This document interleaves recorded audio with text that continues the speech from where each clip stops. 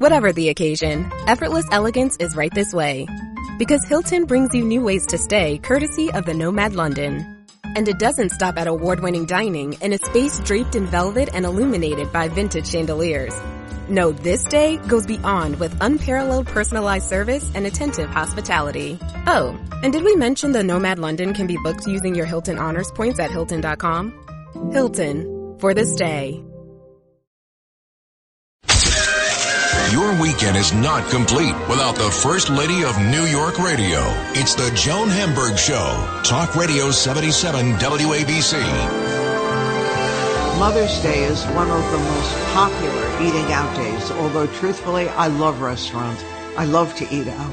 But on holidays, these places get really crazy. So I did a little homework. We checked out various restaurants.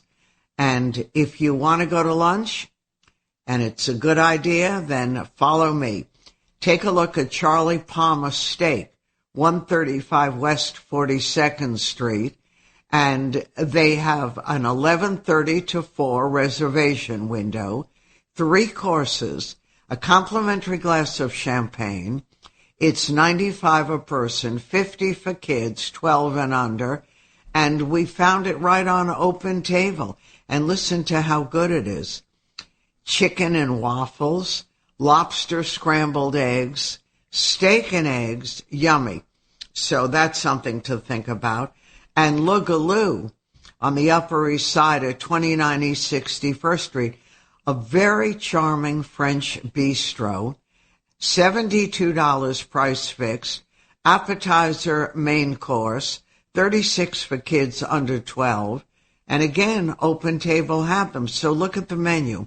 Croque monsieur with brie and black truffle, a delicious salad, and even better French fries. And then they have a salad niçoise, which is house-made confit tuna, potatoes, tomatoes, olives, hard-boiled eggs, haricot vert, good green beans, and fresh English pea risotto, delicious rice. So a Parker's, you may say a new restaurant, was trying to be opened recently, but it finally reopened in the lobby of the Thompson, and this is Central Park, 119 West 56th Street, and go to parkersnyc.com. Very nice Mother's Day brunch, 6:30 to 2, live jazz at 11 in the morning, and it's $48 a person from 6:30 to 2 with jazz from 11 to 2.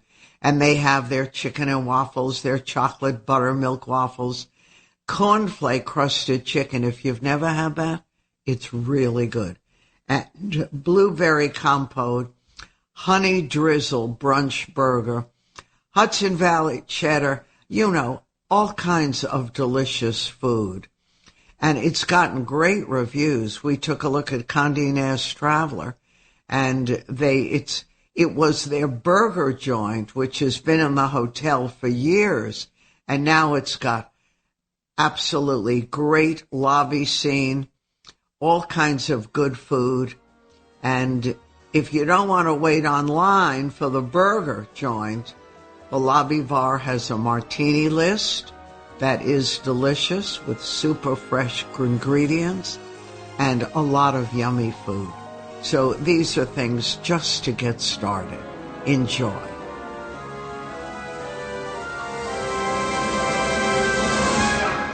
Get into your body's vitals with the Vitals app on Apple Watch. I wanna get into my body and let my skin do the talking. I wanna feel like I'm myself again. The Vitals app tracks key overnight metrics so you can spot changes in your health before you feel them. The Vitals app on Apple Watch. iPhone XS or later required. The Vitals app is for wellness purposes only and not for medical use.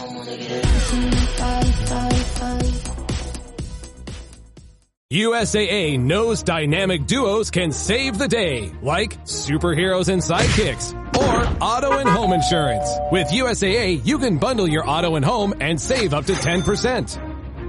Visit USAA.com/bundle. Bundle savings are off total premium, not available in all states or in all situations. To qualify, auto policy must be active prior to property policy issue, subject to change. Restrictions apply. Membership eligibility and product restrictions apply and are subject to change. USAA means United Services Automobile Association and its affiliates, San Antonio, Texas. The First Lady of New York Radio, Joan Hamburg. Entertaining and informative. Talk Radio 77 WABC. Welcome, everyone, to the Joan Hamburg Show, and I have your perfect summer read coming up. Well, you could read it anytime, but I started reading Sonny Hostin's book, and I'm telling you guys, I just kept reading it and reading it and reading it until I think I have like 5 pages left. And I didn't want to Sonny finish it immediately because it was like something yummy and that you like to eat. So no, it was great. And the location is just perfect. And we love Olivia Jones, your character, who, like all the rest of us, no matter how young, how old, what we do, and she was in, or is in, the money business in many ways. We all are trying to figure out, who are we? What are we going to be when we grow up? Right? Yes. Yes, you really see me, Joan. That was really the impetus for writing this book in Sag Harbor about Olivia, because when my first book, Summer on the Bluffs, came out, it was during the pandemic, and so I had to do a lot of virtual book tours in order to get the word out about the book. And what was fascinating to me was, by and large, everyone wanted to know more about Olivia. They felt that she didn't know herself. What kind of journey was going on? Did she really love Anderson? All those questions that as women we sort of have in our heads. Like, we know what we want and we know what we desire, but sometimes we question whether or not we deserve it. We question whether or not, our value is as important as it should be. And so I wanted to explore that with Olivia. I always knew it was going to be in Sag Harbor because I had chosen the places and the settings for the book, because I feel like the settings are another character in the book. But I definitely, and I definitely realized that this book had to be about Olivia's journey. She starts it out thinking she's going to find out about her biological family, but she really is finding out about herself.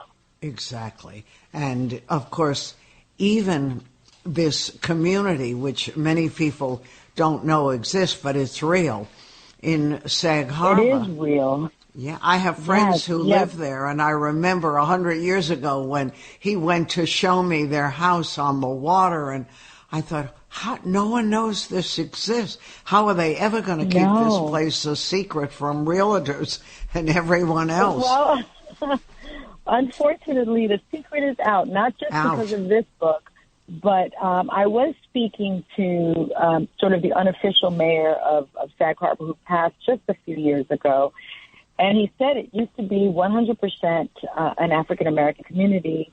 At some point, about 10 years ago, it was about 70-30. Now it's 60-40. And a lot of it is not necessarily the usual type of gentrification that you see that should happen, right? You want diverse communities. Of course. But this type of gentrification is very predatory. You have these, big conglomerate type real estate agencies that are preying upon the elderly. They're preying upon the grandchildren that can't afford the property taxes. So rather than help them, they're buying their homes, they're offering them a lot of money, and then they're tearing them down and they're building these McMansions and changing the very fabric of the community. What I do love about this community, because I've been summering there for 20 years, is that they just made sure that it was designated a federal historic property, and it's called a historic Black Beach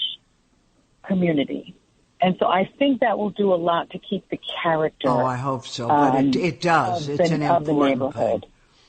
Right. With all the problems, too, that it brings, because once it's declared that, You know, you have to abide by a lot of different restrictions, but Yes, it's worth you it do. because it's unique. I'm talking to Sunny Hostin, who's a lawyer, a journalist. You watch her. She's a TV host on The View. And let's go back a little bit.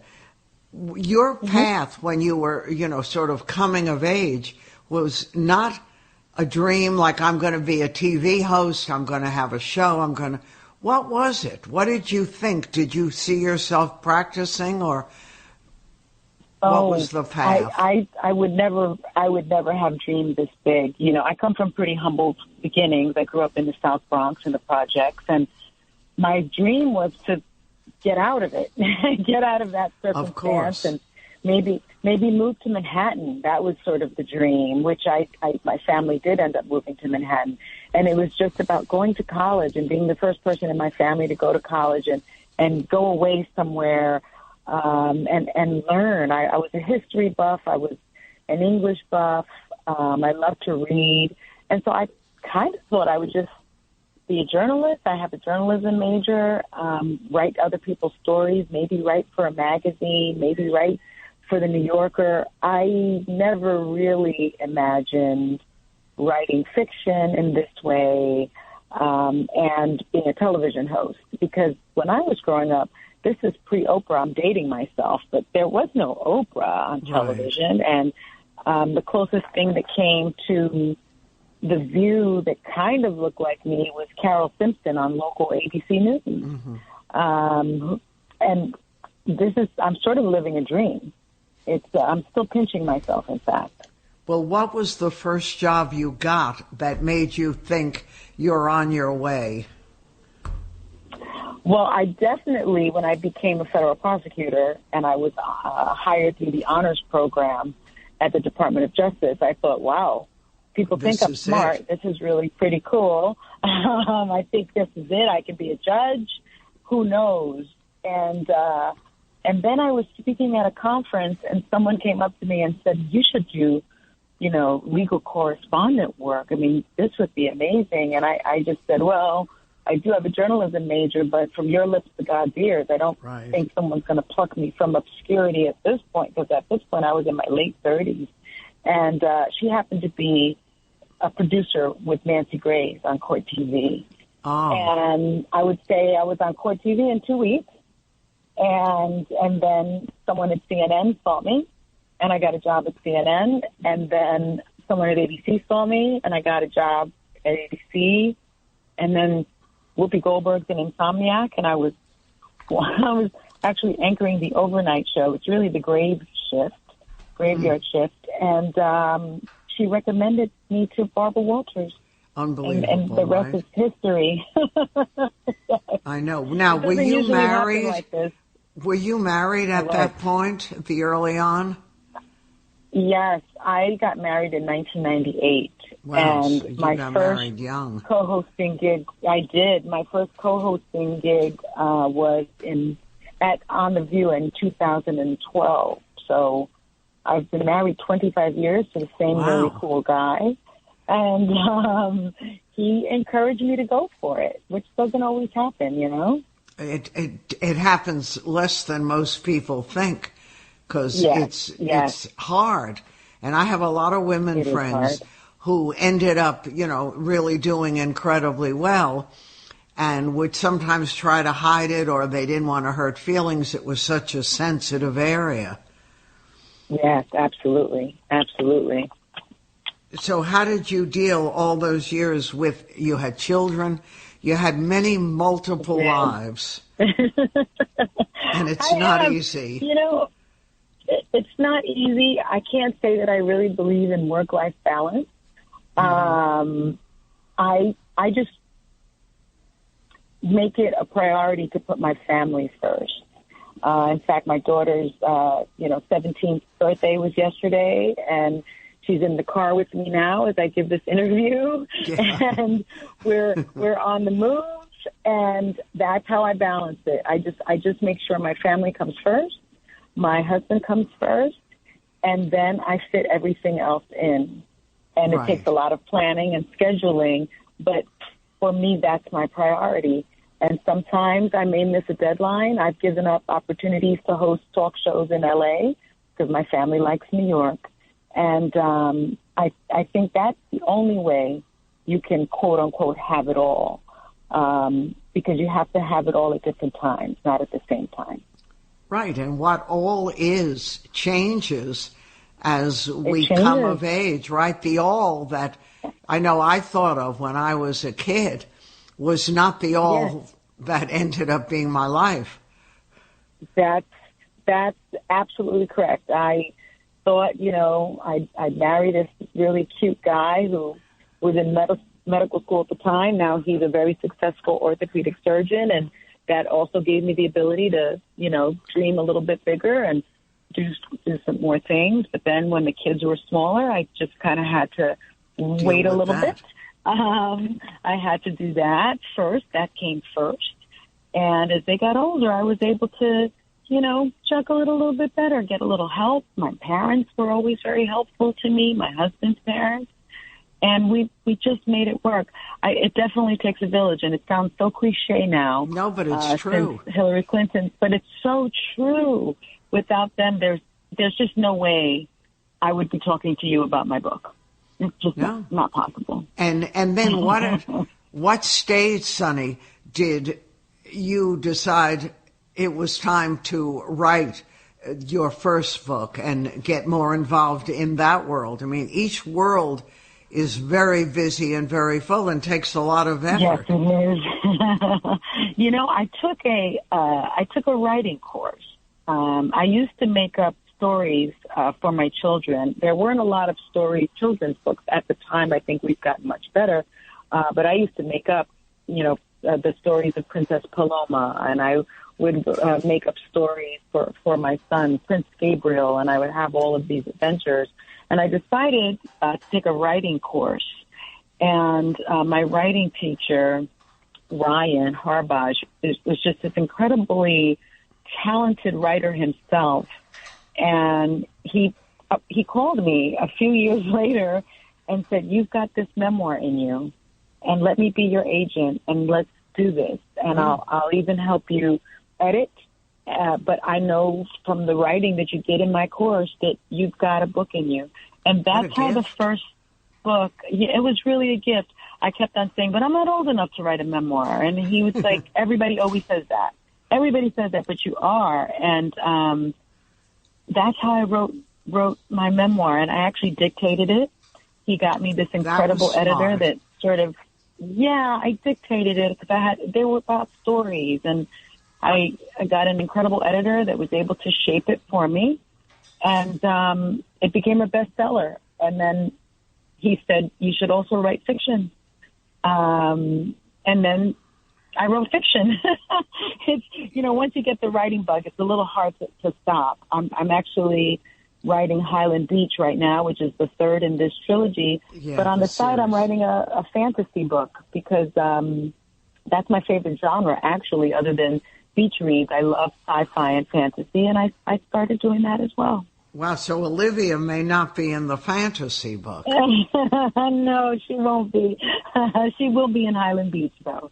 But, as I'm reading it and only have a handful of pages left, I truly, and it's not just baloney, I wanted to hear more about her because she was a combination of so many people that we all know. Yes. And even though she had so much, the looks and the intelligence and the good job and the fiance, she had that who am I uncertainty, like maybe I'm not good enough for all this. I'm not good enough. That's self-doubt. And I will tell you, I have suffered from that imposter syndrome, that nothing's good enough, that self-flagellation. It happens to me when I write.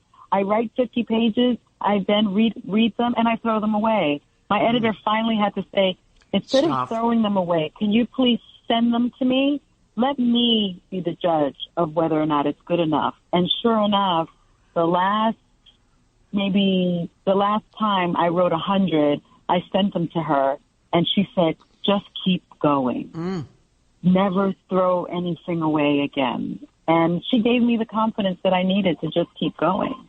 So Can you, after working and doing all the things, Sonny, that you do, can you then find the hour, the 2 hours, whatever it takes to write, where it's ultimately going to come out and be a book? Yeah, it's hard. I find the time, it's very hard. I find the time late at night, if I'm being honest. I find that my daughter's a night owl, so she's usually up in her room. But my husband is an early riser, and so by about 10:30, my house calms down. Yeah, he's in bed. My dogs are asleep because they get up with him. My chickens are nesting. They're asleep. My cat is sleeping. And I just sneak into my office and I write.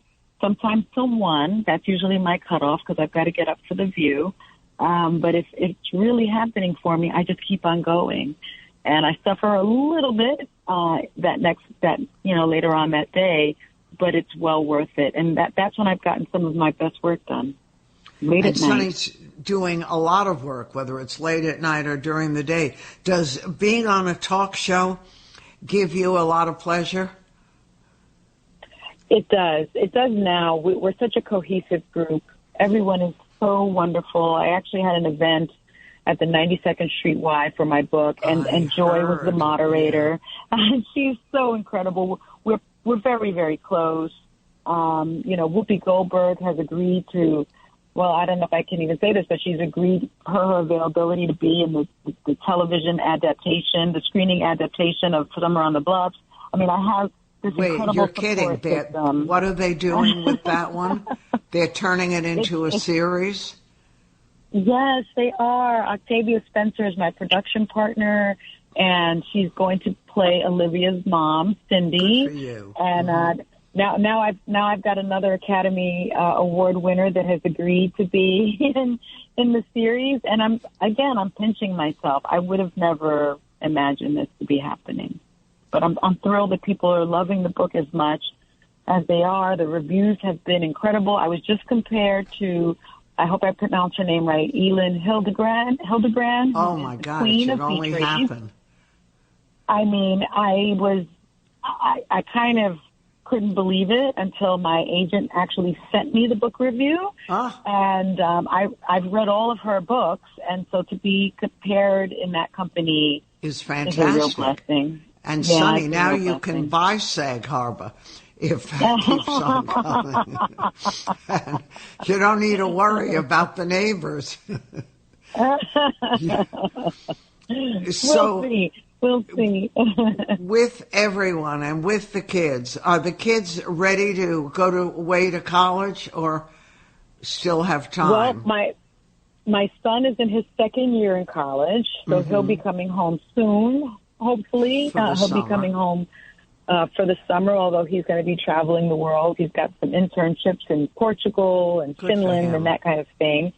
And my daughter's a junior, but she is also a wonderful artist, and so she'll be going to art school this summer and graduating next year. So I'm not going to be an empty nester yet. I'm not sure if I'm going to let her go. I want her as close to me as possible, but... Well, and you already have. I was going to say that every time one of my kids went away, my husband would bring home a dog. And I said, enough. I thought we weren't having any more big dogs.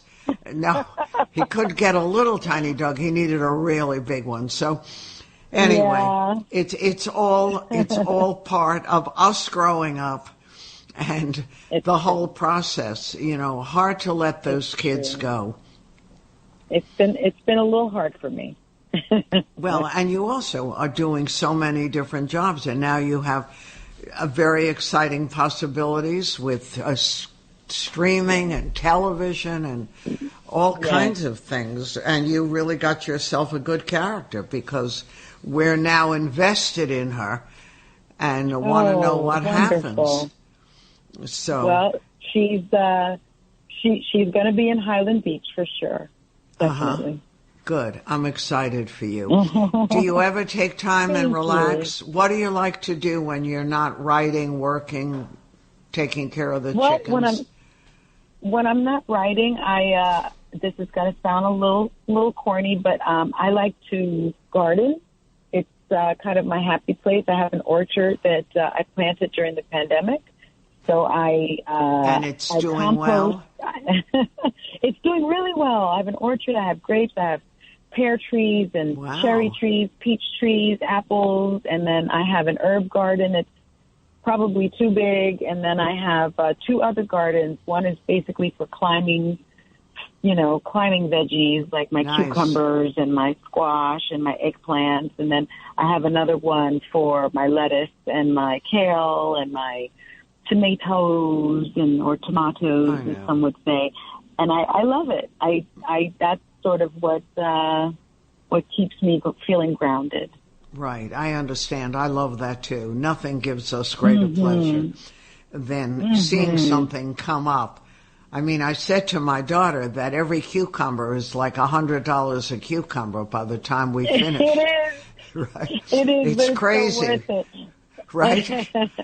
I know. We could buy out the farm stand, but that cucumber hanging there, looking at us, it's all worth it. Well, congratulations, Sonny. Good job. Summer on Sag Harbor and so many things. And watch her on The View. All the best to you and your family. Much, a pleasure, my dear. We'll talk again. All right, everyone. You can watch Sunny, you too, Austin, on The View, Monday through Friday, and she's everywhere and well-deserved. And pick up the book. I promise you, you're going to love it. Summer on Sag Harbor. And I'm Joan Hamburg, and you're listening to WABC. More ahead. Broadway's hottest new musical is also the most nominated. The First Lady of New York Radio, Joan Hamburg. Entertaining and informative. Talk Radio 77 WABC. Welcome to the Joan Hamburg Show. And I'm really happy to see the Duchess of York, Sarah Ferguson, who is one of the most interesting women that you have ever met. Not only is she interesting and charitable and does more than you can imagine. She's a very successful writer. Her second novel, A Most Intriguing Lady, has just come out. And Sarah also is so involved in the world and in kids. And I love seeing you, very glamorous, in a blue velvet jacket. Well, Joan, thank you so much. Are you Joni or Joan? Joan, but they call me whatever. Okay. Joni, Joan. Okay, well, I'm Sarah and you're Joni. Right. Some children call me Dutchy Doodles. Dutchy Doodles, I love that. But you're very kind to say about my blue jacket because your glasses would go very well with it. When your Joni has lovely same-coloured blue glasses, blue spectacles. Yeah, but we love blue. It makes us feel good and happy. And right. So when you were here a couple of years ago, you had been through a lot of rough times. I mean, people would say not so rough. You know, when people go after other people, it's rough if you're the recipient of that. But you have a kind of inner strength that got you through, and look at all you've accomplished in that time. Thank you. Well, it's very kind of you to give me the platform, and thank you for that. I found my first novel was written during the pandemic because I was able to escape into Lady Margaret, and I was a bit timid and lacking a bit of confidence because, you know, sometimes when you do go through so much, you have a lot of self-doubt. Right, and you're afraid people will criticize you and everything. I've noticed, Joni, when I get overtired and someone says something mean or unkind, which they do a lot, it makes me cry, and it sends me into fear that I'm going to go back to the days of the bad time. And it's interesting because my children both know, Mum, what's the fear? Address it. What's the fear? And as soon as you put your finger on it and label it, you feel better. It doesn't rob you of the day. Did you have a strong childhood? Was the family good to you? We had the most idyllic childhood where we played with Cindy and Paul in those days. Cindy and Paul. Then it moved on to Ken and Barbie, but we had Cindy and Paul because I was born in 1959. And then from there, we had the best time. And of course, Dad played polo with the Duke of Edinburgh and with Prince of Wales. So that wonderful mother-in-law of mine has been with me since I was born. You know, she's always been, well, and for the nation and for the world, she's always had that sort of hand of support behind your back where you don't really, you know it's there, but you can't feel it. But Right. you know it's there. But she was there for you. Yeah, always. And you loved her. Always. When I got divorced, the lawyers, who were really stonky lawyers, they said, well, you got to divorce the Queen. You can't divorce your husband. And so how much do you need? And I said, I don't need anything. I need your friendship. And that's what I had till the end. And it was the American people, Joni, that gave me my life. Because I came here in 1995, divorced, and they gave me a job in Weight Watchers. And I am a closet American because I'm so grateful. And was Weight Watchers fun for you? By the way, you're very thin. You're looking good, Sarah. But Joni, the Weight Watchers was fantastic because what they didn't realize was I had a weight issue. So every time I went up on stage, I could relate to everyone's coming up saying, so I'd ask them, so how do you manage your food and how do you manage your day? And I was cared. Because I cared. Because I then went home and did exactly what they were telling me to do. It's fantastic. 12 years I was with them.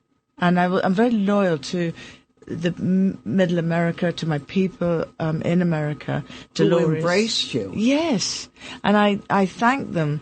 I couldn't think how to thank the American people. So when the Oklahoma City bombing happened, I went to Oklahoma and I went up and I said to Dolores, my friend, I said, Dolores, how can I help? She says, save my grandson. So I went down to lunch and I drew a doll, Little Red, she's called, on a napkin. And I took the napkin to F.A. Schwartz. Anne Keating, my friend, introduced me to F.A. Schwartz, and we made a doll which stands at about 15 inches. Isn't that great? It's amazing. And if you go, and she has a cowboy hat on and Oklahoma pajamas because she's born there. And if you go to Oklahoma City, she's in the museum there as a sign of hope for children. And then I started Chances for Children and came to New York. And Howard Lutnick and Alison Lutnick gave me an office on the 101st floor of the North Tower. And do you know, Joni, and I can show you all the pictures, Little Red, my 15-inch doll, came down from 101 floors. CNN filmed it and said, look, a child's doll. And Larry King said... And that was yours. And she said, and CNN said, no, it's Fergie's Little Red that stands for children's rights all over the world. And she's now in Ground Zero Museum. You can go and see her there. That's amazing. Amazing. Do you feel like really proud of yourself now? I hope you've learned to appreciate who you really are and love yourself. There are good It's days. asking a lot. I think that my grandmother always taught me that... This episode is sponsored by Friskies, who would like to tell your cats hi. Now, if that didn't get your cat's attention, there is one thing that always does the trick. Just pour some Friskies crunchy food in the bowl and you'll hear those paws come running. Works every time. With so many Friskies choices, you can always bring your cats running from their secret napping spots. There's always more to explore. See for yourself at Friskies.com or visit your local store. This episode is brought to you by Nespresso and Samra Origins by the Weekend Coffee Collection. Introducing Samra Origins. My collaboration with Nespresso is a connection to my roots, to my mother, Samra. Coffee that hits the right notes. It transports you. Crafted with unique notes and bold soaring flavors. Experience a taste that moves you.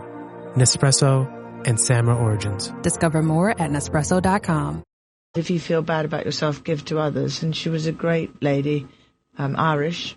And so whenever I feel bad about myself, I go and help others. And the minute you say, get out of your own way, you silly old goose, because you're so lucky. Joni, I'm the luckiest girl on this planet, really. I've mother-in-law, the Queen, Diana was my best friend.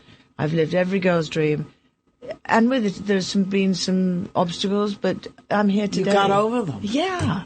And that's the secret. Yeah. Don't let them hold you in a bad embrace. And you did that. You got through all that stuff. Thank you. And look at your girls. My gosh. And you're a grandmother. I'm a grandmother of August, who's 2, a Sienna, who's little Barbie. She's dressed in Barbie dolls. And then another one on the way, Joni. Oh, that's great. It's great. That's great. So life has come around and good.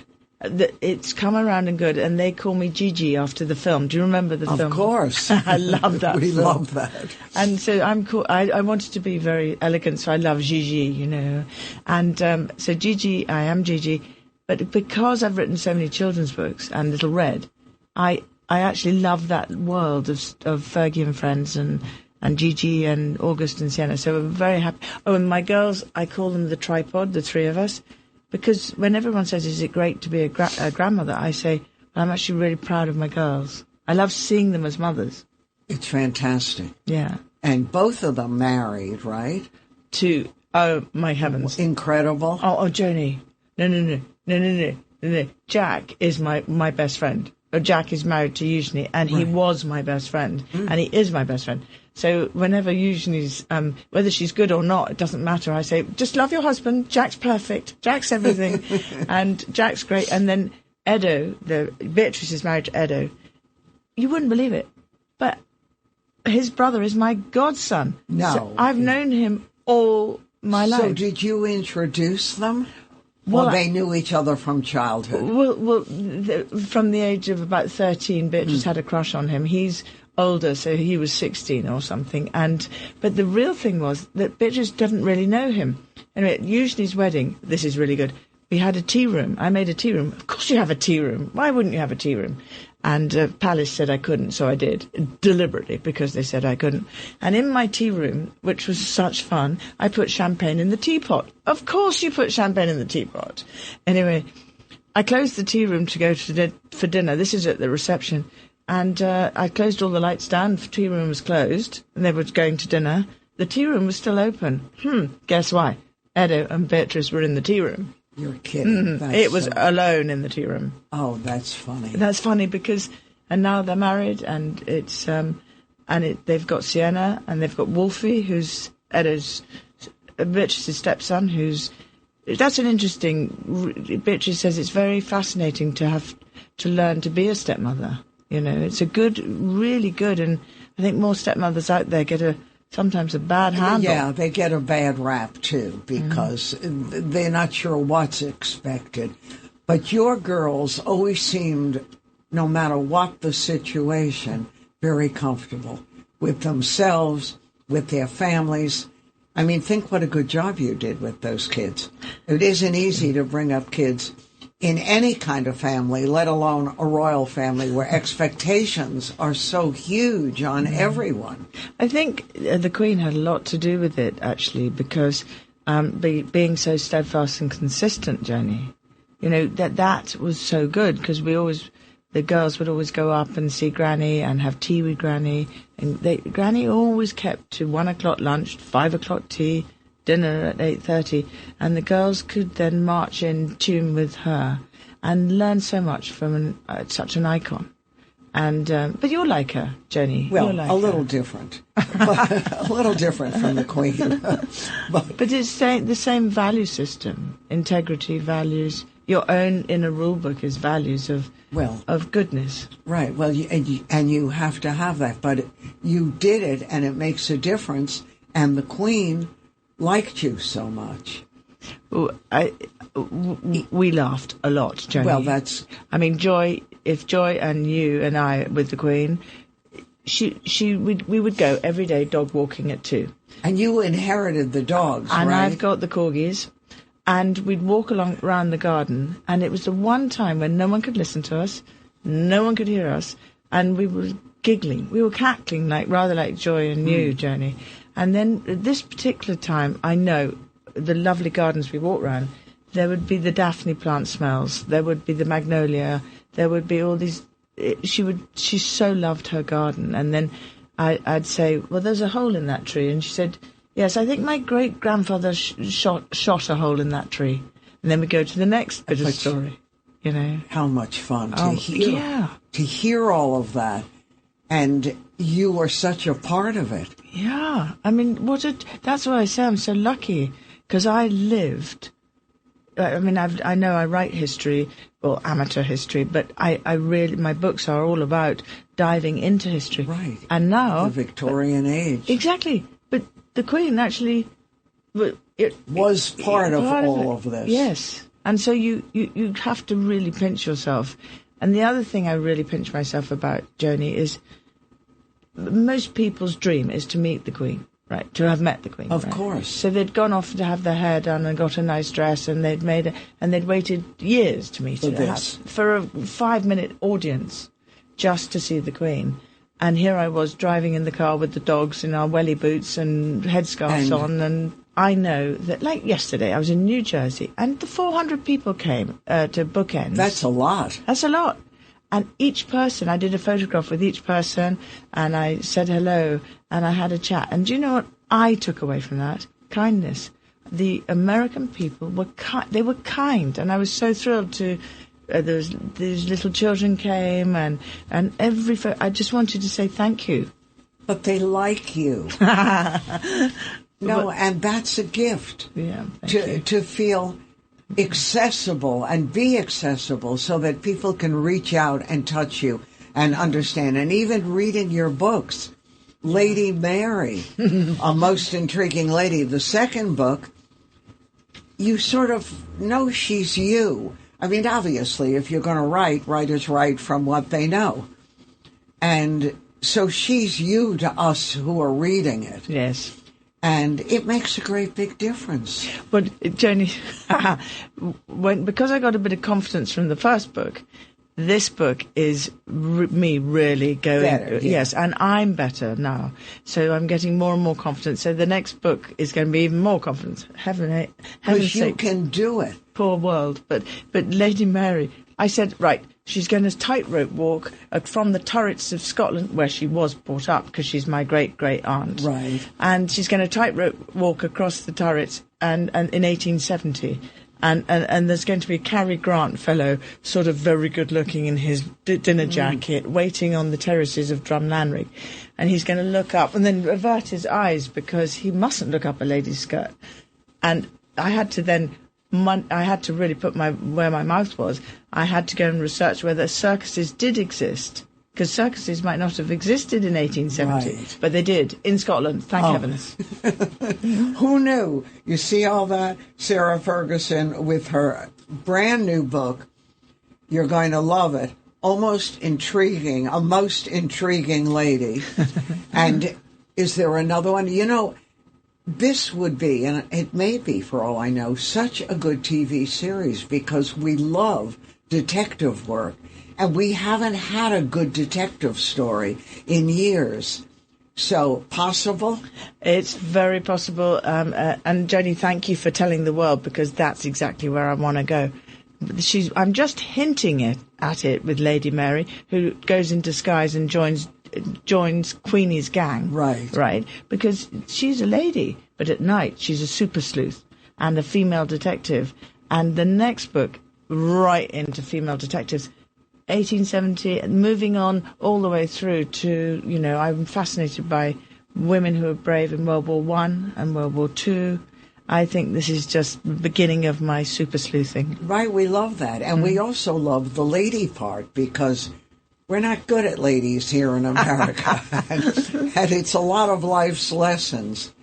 Well, in the book, Rachel Kahan, my lovely editor from William Morrow, she said, will you describe, please, what other people could never describe? Is all the setting, the dining room table settings. No, and what you eat. Yes, you said yes. Chicken sandwiches. Yes, coronation chicken sandwich. That sounds good. Special chickens for the sandwich. But also, Lady Mary goes into the Yorkshire Dales, because I thought it would be really windy and cold and haunting. And then she goes I found Newburgh Priory, which is Oliver Cromwell's place, and it's haunting. And then I described the gardens and how she was walking in the gardens, but and all this sort of thing. So it's very descriptive about how I live, really. Which is exciting. Yeah. Now, how did you inherit the dogs? Well, it's amazing. Could have been a crown or something, but you got the dogs. Well, exactly. And they're national treasures. And so whenever they go out and run into trees, I freak and off down to the vets. Oh. But they came with their royal dog beds. I love that. That's very funny. Yes, it's very funny. And you're a dog lover, obviously. I have 5 You Norfolk. have your own. 5, Joni. 5 Norfolk Terriers, and now I have 7. And the Norfolks are sort of saying, hey, guys, you may have come from a castle, but settle down. I know that's what they're saying to I know, each other. but they're such good dogs. They're so adorable. But the corgis, no wonder the Queen loved them, because I've never had a corgi. But now, these guys, they're really, really nice dogs. I mean, they're very gentle.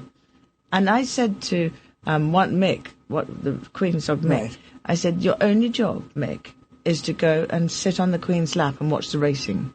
And he did. He did. And he put his little head on here. And he did, because it would come towards the end, she couldn't get around. No. And he used to be there with her. Oh. I can't get over that he did as he was told. He knew. I know. Dogs are unbelievable. When my husband was ill, our dog, a standard poodle, climbed up on the bed and put her great big paws wrapped around his legs and didn't want anyone to come near him. Her head was up. She was watching every minute. They just know. And what was she? She was protecting him, was she? Protecting him. And she wanted to get rid of the illness. She wanted everyone out of her way. Yeah. And she would hold guard all day. Really? Yeah, it was amazing. Did he come through? No.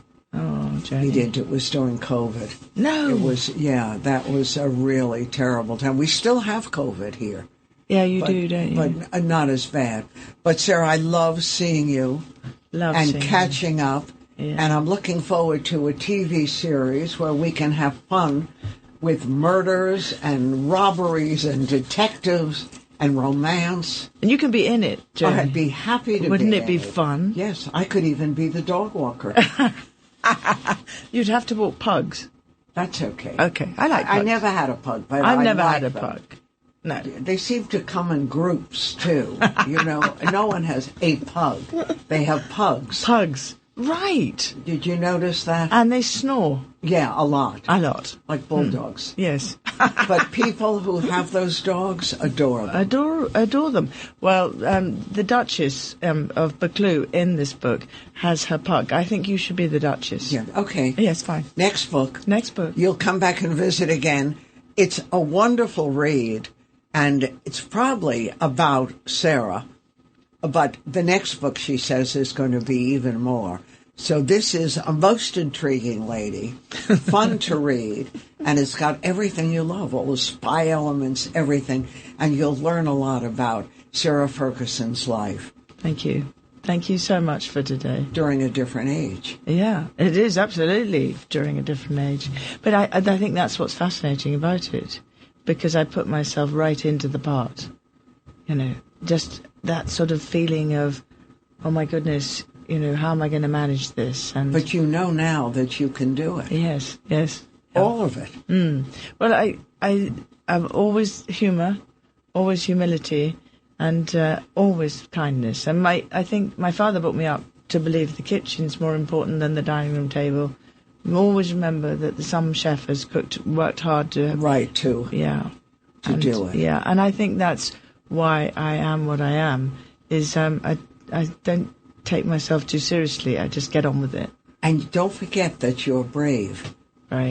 You're brave, and that you love the person you've grown up to be. And those are gifts that you can give to your own. Thank you. That's a huge gift from you. Thank you. I think that's good. I am brave. Yes. You are brave. Well, come back and visit again. Thank you, Joanie. Thank you for having me. I've loved this time. It's like having a cup of tea with an old friend.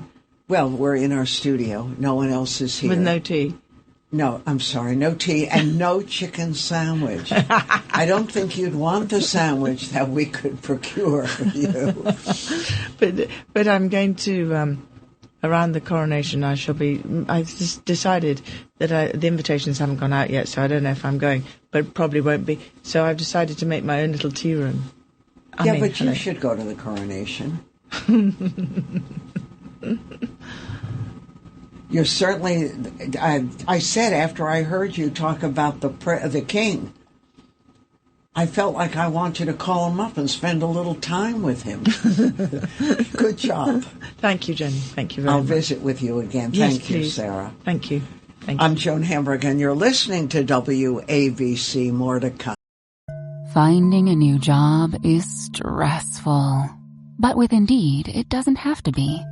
Just fill out your Indeed profile with your skills, experience, and desired salary. The more you fill out, the better your matches will be. And hearing from hiring managers will be 2 times more likely.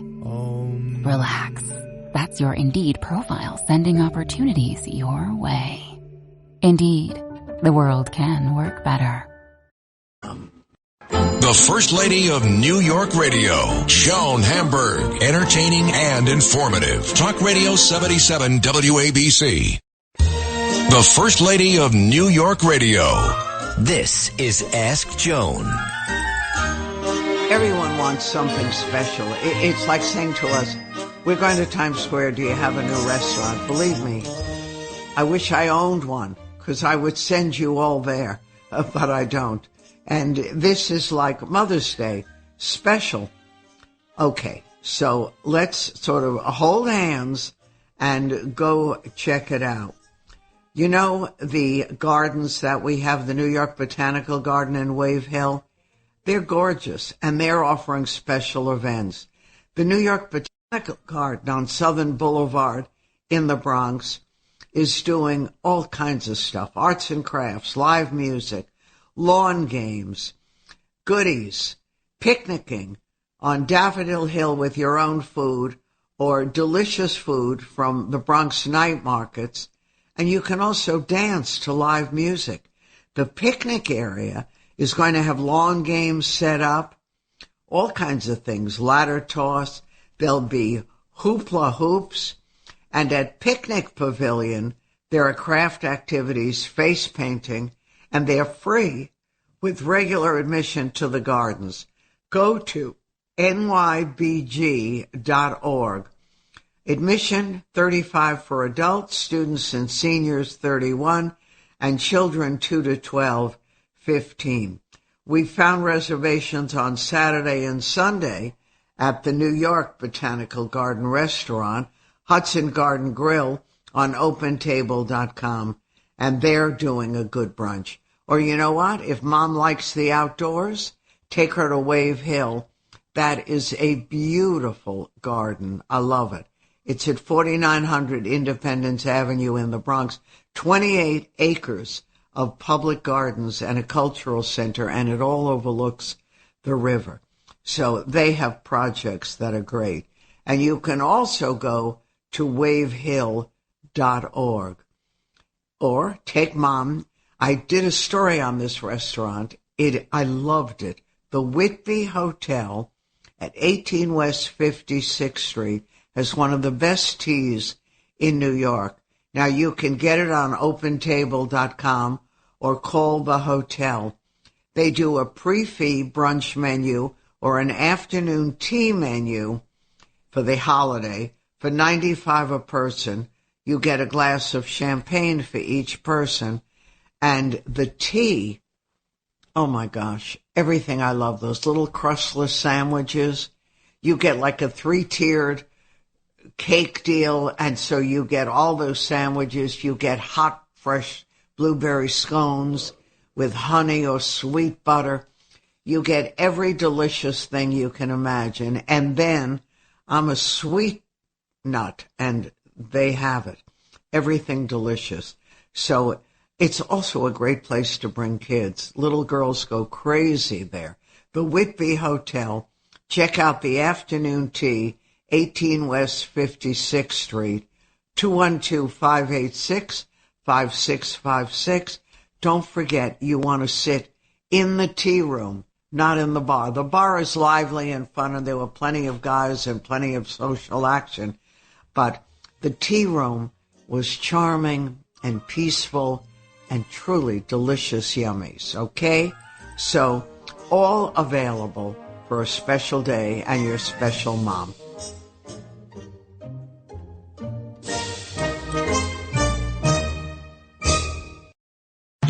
WABC Radio is proud to celebrate